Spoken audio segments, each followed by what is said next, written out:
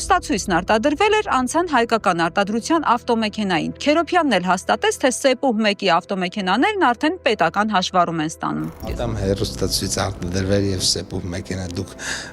կգնայիք տուն ձեր Սեպուհ մեքենայով եւ կնայիք ձեր սիրելի հաղորդումը Ադամ հեռուստացույցով։ Ինչի պիտի չնայի, դուք արտադրեիք, ստեղծեիք,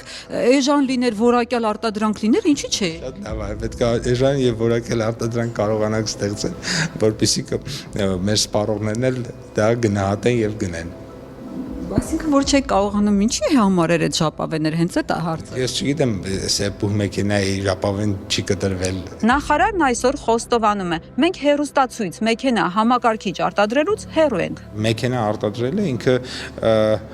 եթե դու պիտի չիպը մի տեղից բերես, այդ տեղը շատ հեռու է, պետք է երկաթը ինչ-որ տեղից բերես եւ այլն եւ այլն, ու այդ կոմոդ ամեն ինչ շատ թանկ է, որովհետեւ դու այդ արևմուտքի ու արևելքի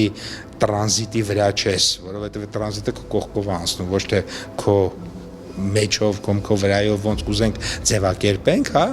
հա, ինքը խնդիր է։